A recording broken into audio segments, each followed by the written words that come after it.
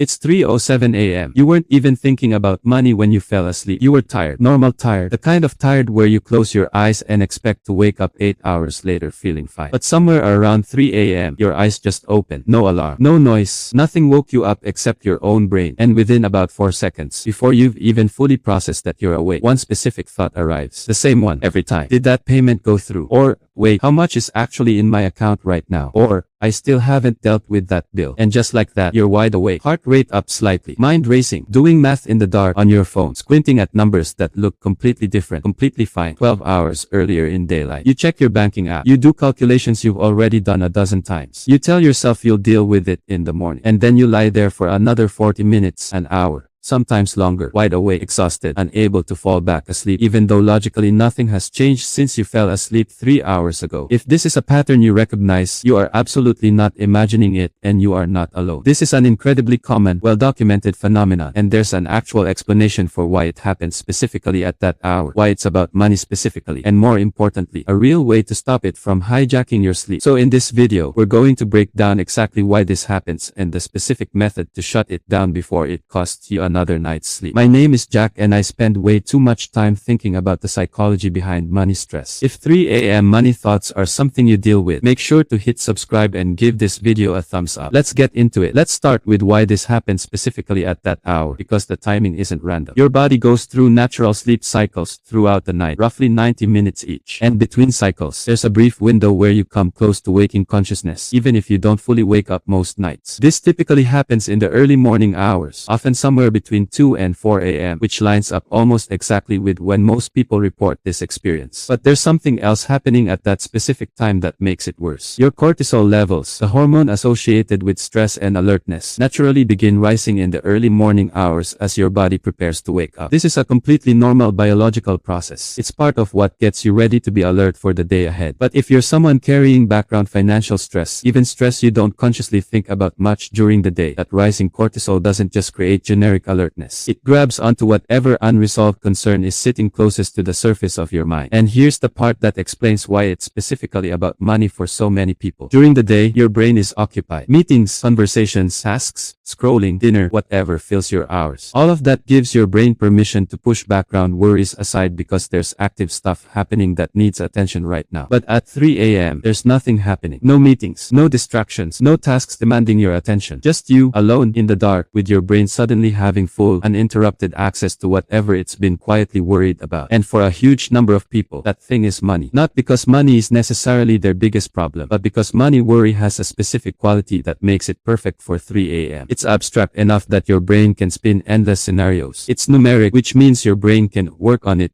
by doing math, even pointless repetitive math, which creates the illusion of productive thinking. And it's almost always unresolved because very few people have their entire financial situation completely locked down and worry-free. So you get this specific combination: rising cortisol, zero distractions, and a genuinely unresolved worry that's numeric and abstract enough to spiral endlessly. That's the exact recipe for the 3 a.m. money thought. Now here's something that might surprise you. The thought itself is almost never actually useful. Think about what you're actually doing at 3 a.m. You're checking a bank balance that isn't going to meaningfully change based on you looking at it in the dark. You're doing mental math you've already done. You're trying to solve a problem using a brain that is, quite literally, not fully awake and not operating at anywhere close to full cognitive capacity. Research on cognitive function shows that decision-making and problem-solving ability are significantly impaired during partial wakefulness, especially in the early morning hours. You are, in a very real sense, trying to solve a financial puzzle using the worst possible version of your brain for that task. This is why 3 a.m. money thinking almost never produces an actual solution. It produces spiraling. It produces catastrophizing. It produces you imagining the worst-case version of a bill, a balance, a payment, when the daytime version of you, with full cognitive resources and actual access to make decisions, could handle the exact same situation in about 90 seconds. Here's the first mental shift that changes everything. The 3 a.m. thought is not information. It's noise. It feels urgent. It feels like your brain caught something important that needs immediate attention. But it's not new information. It's the same worry you already know about, being amplified by rising cortisol and a brain that's operating without its full problem-solving capacity. Recognizing that distinction in the moment is the first and most important step to actually getting back to sleep. Now Now let's get into the actual method for breaking this cycle. Because understanding why it happens is helpful, but you need something concrete to do the next time it hits. Step 1. The immediate response. In the moment at 3 a.m. The goal here is not to solve the financial concern. The goal is to get your brain to stop treating it as an emergency requiring immediate action so you can fall back asleep. Trying to fully solve the problem at 3 a.m. almost always backfires because you end up doing exactly what keeps you awake, checking apps, doing math spiraling. Instead, do this. Keep a small notebook or your phone's notes app within reach of your bed. The moment the thought hits, instead of opening your banking app, write down the specific worry in one sentence. Not the whole spiral, just the core concern. Something like check if rent payment cleared or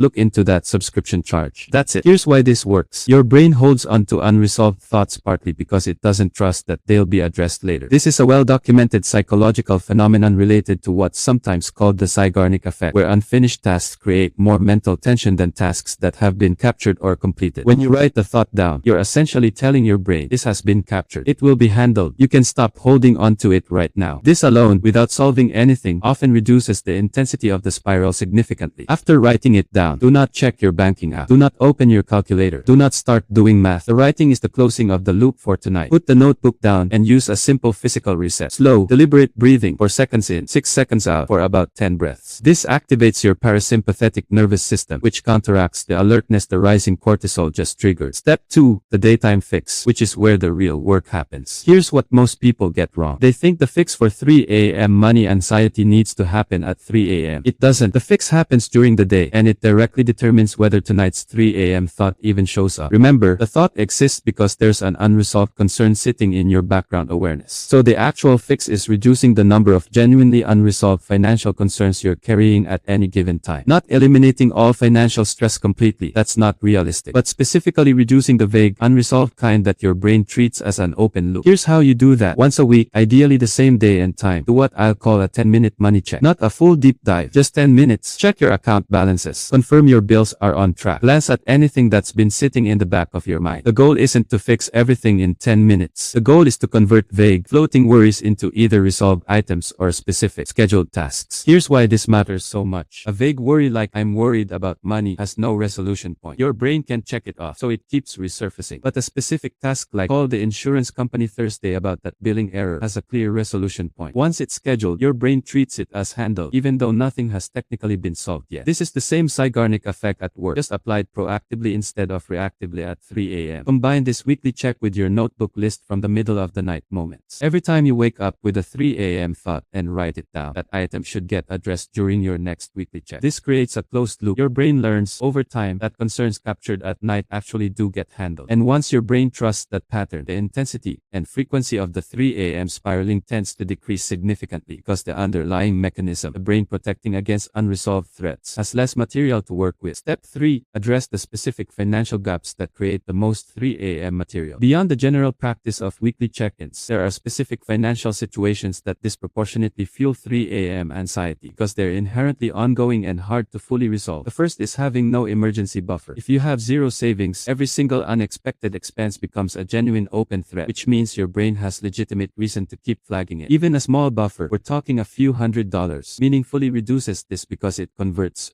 what if something goes wrong from an open catastrophic question into a bounded, manageable one. The second is not knowing your actual numbers. A lot of 3 a.m. anxiety isn't really about a specific bill. It's about not having a clear picture of where you stand overall. If you genuinely don't know your monthly income versus expenses, or your total debt, or your actual net worth, even roughly, your brain treats your entire financial situation as one giant unresolved question mark. Simply knowing your numbers, even if they're not great numbers, tends to reduce anxiety more than people expect, because uncertainty is almost always more anxiety-inducing than a known, even difficult reality. The third is unautomated bill payments. If you're manually tracking due dates in your head, your brain has to actively hold onto that information as a task it can't let go of. Automating what you can removes entire categories of things your brain feels responsible for remembering. None of these fixes happen overnight, and that's fine. The goal isn't instant transformation. It's steadily reducing the raw material your brain has available to spiral about at 3 a.m. Let me tell you about someone I'll call Rachel. Rachel had been waking up almost every night around 3 a.m. for months, always with some version of the same money spiral. She'd check her phone, do math, lie awake for an hour, then feel exhausted the entire next day, which made her worse at handling money decisions during the day, which somehow made the anxiety worse at night. It was a loop feeding itself. She started with a notebook. First night, she wrote down, check credit card statement for that word charge instead of opening her banking app at 3 a.m. It felt almost too simple to work, but she noticed she fell back asleep faster than she had in weeks. Then she added the weekly 10-minute check on Sunday mornings. Within about 3 weeks, the notebook entries started getting shorter and less frequent. Her brain, over time, started trusting that things written down actually got handled. She told me the biggest shift wasn't that her finances got dramatically better. They improved, but slowly, the normal way finances improve. The biggest shift was that 3 a.m. stopped being a battlefield. Her brain simply stopped treating money as an open emergency that needed to be solved in the dark. So here's your complete approach if 3 a.m. money thoughts are something you deal with. In the moment, at 3 a.m., don't solve it, capture it. Write the specific concern in one sentence, and do the breathing reset 4 seconds in, 6 seconds out, and let yourself go back to sleep. During the day, weekly, do a 10-minute money check, same day and time each week, and use it to close out everything captured in your middle of the night notebook. Over time, build a small emergency buffer, get clear on your actual numbers, and automate what you can, so there's simply less unresolved material for your brain to grab onto in the first place. Because here's the truth about the 3 a.m. money thought. It's not a sign that something is uniquely wrong with you. It's not proof that your financial situation is catastrophic. It's your brain doing exactly what brains do with unresolved concerns during a specific biological window, and it responds incredibly well to being shown consistently that concerns get captured and handled. Not instantly, not perfectly, just consistently. If this video helped you understand what's actually happening at 3 a.m., make sure to hit subscribe. And I want to know, does this happen to you too? What's your specific version of the 3 a.m. thought? Drop it in the comments, because you'd be surprised how many people are lying awake with the exact same one.